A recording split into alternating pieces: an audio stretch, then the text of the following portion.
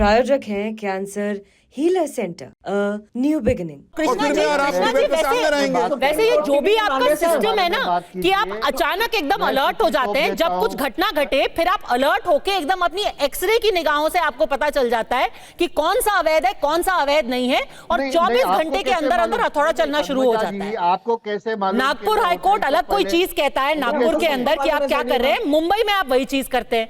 ऐसा सिस्टम अपना साल भर एक्टिव रखा कीजिए ना। नहीं, आप मौके मौके पे मत जागा कीजिए। मैं जवाब देता हूँ आपको। रोज ऐसे अधिकारी भेजा कीजिए जो बिल्कुल देखते ही पहचान जाते हैं कि अवैध है। जवाब दे रहा हूँ ना आपको। हाँ, आपको कैसे मालूम कि वो होटल के ऊपर पहले नोटिस नहीं दिया गया है? आपको कैसे मालूम कि नहीं दिया गया वो होटल को पहले नोटिस? क्योंकि ऐसा वहाँ होटल ने बोला, दिया होगा, होटल ने बोला, होटल ने बोला कि हमें ऐसा कुछ आइडिया नहीं था, हमें समझ में ही नहीं आ रहा कि हुआ क्या। और नोटिस तो दूर की बात है सर। एक सेकंड कृष्णा जी, जो गलत है उसको आप डिफेंड मत कीजिए, क्योंकि बीएमसी के अधिकारी तो बाद में आए।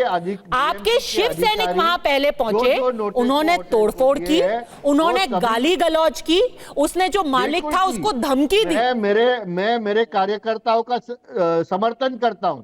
तो फिर तो बात ही खत्म है ना। समर्थन कर, अगर आप गैर कानूनी कार्रवाई का टीवी पर बैठ के समर्थन करेंगे तब तो इस देश में कोई लोकतंत्र का मतलब ही नहीं है।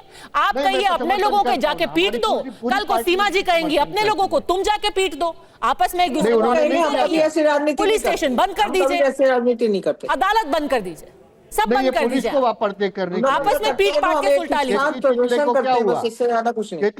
केतकी चितले को 40 दिन पुलिस स्टेशन में रख के किसने मारा? हाँ, तो आपने उसको गलत बोला ना, अब खुद क्यों कर रहे हैं ये काम करने के लिए? फिर पद्मजा जी नहीं, एक सेकंड राम कदम जी, एक सेकंड।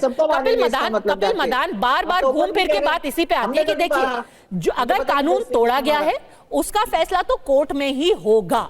अगर ये कार्रवाई जो बुलडोजर कार्रवाई है, अगर ये गलत है तो कोर्ट संज्ञान लेगी, अगर ये नोटिस गलत है तो कोर्ट संज्ञान लेगी। लेकिन एक सेकंड सर, कृष्णा जी एक सेकंड, जो ये पूरा जोक बनाया गया है, जो ये मजाक किया गया है, महायुति का कहना है कि आप पहले ये बताइए कि ये सच में अभिव्यक्ति है या सुपारी है। राजनीति वहां आके अटक गई है। देखिए, मैं पद्मजा जी 2 बातें बोलना चाहूंगा। हमने अपने पार्लियामेंट के अंदर देखा है कि हमारे ऑनरेबल प्राइम मिनिस्टर ने भी मिमिक्री करी है, और सिर्फ मैं एक किसी पर्टिकुलर रूलिंग पार्टी की बात नहीं करूंगा, एक कल्याण बनर्जी जी हैं, उनको भी देखा गया कि वो भी किसी की मिमिक्री कर रहे थे। तो अगर किसी की भावनाएं इतनी तेजी से और इतनी जोर से किसी की मिमिक्री से या किसी के जोक से आहत हो जाती है, तो मेरा पहला एक ये सवाल है, तो फिर जब ये हमारे पार्लियामेंटेरियंस पार्लियामेंट के अंदर मिमिक्री कर सकते हैं, तो उन पे भी तो फिर ये इसी तरीके के एक्शन होने चाहिए। पार्लियामेंट में हम देखते हैं कि पर्सनल आलोचना होती है, लोग जब एक दूसरे की आलोचना कर रहे होते हैं। शायद कपिल मदान जी, एक second hold on sir, hold on, मैंने आपके बीच में नहीं बोला, प्लीज होल्ड ऑन। शायद आपको टर्न पे बोलिए, आप अपनी टर्न पे बोलिए सर। कपिल जी मैं समझता हूं, लेकिन पहले आप जी आप अपनी टर्न पे बोलिए प्लीज। मैंने आपको पहले टेप तो सुनिए। आप यहाँ पे आप जो आप वहाँ होटल में करके आए, प्लीज ये डिबेट पे मत करें। मैंने देखी आपने किसी सभ्य तरीके से आपने मिमिक्री के बारे में बात कर रहे हैं, वो आदमी गाली दे रहा है आपको। जो मैं आपकी बात को सुना हेगड़े जी, आप जब मुझे बोलिए बात बताइएगा। अब मैं कहीं और भी रिपोर्ट देख रहा था जहां पे अजीत पवार साहब ने भी शिंदे साहब के बारे में कुछ बोला था। तब मैं राम कदम जी से पूछता हूं कि उनकी भावनाएं क्यों नहीं आहत हुई।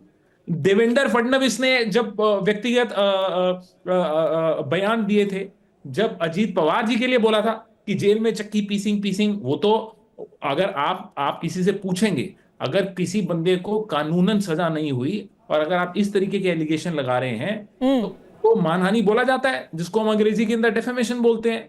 तो ये तो सारे के सारे एक कैंप में। ऐसा कैसे हो सकता है कि किसी एक इंसान ने बोल दिया, सेम बात कोई और बोल रहा है जो कि एक इजी टारगेट है, जो कि मसल पावर नहीं रखता, जो कि पॉलिटिकल पावर नहीं रखता, उसके घर में जाके तो आप तोड़फोड़ कर देते हैं।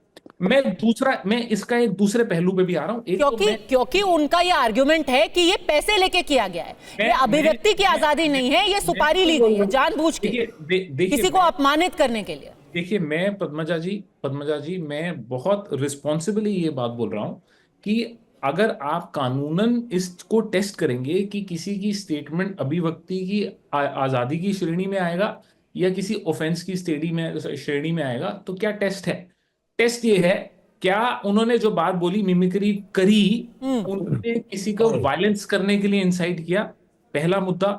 दूसरा, इसको देखने का नजरिया है कि जब वो ये मिमिक्री कर रहे थे, या वो इस तरीके का गाना या जो भी उन्होंने किया वो कर रहे थे, उन्होंने कोई ऐसी बात बोली जिससे उनकी रेपुटेशन या उनकी जो भी उनको कोई हाँ, उन्होंने गद्दार बोला ना, उनको कोई और बोला आप जाकर के किसी की गोदी में और बैठ भी बहुत जाते हैं, कुछ उसी बोला को तो लेकर के और भी सारा बहुत उनको मैं आपत्ति हुई है। मैं पद्मजा जी, मैं सिर्फ आपके दर्शकों को जो इसको आप किस तरीके से मापेंगे, कानूनन मापदंड इसका क्या है, मैं सिर्फ वो बताने की कोशिश कर रहा हूं।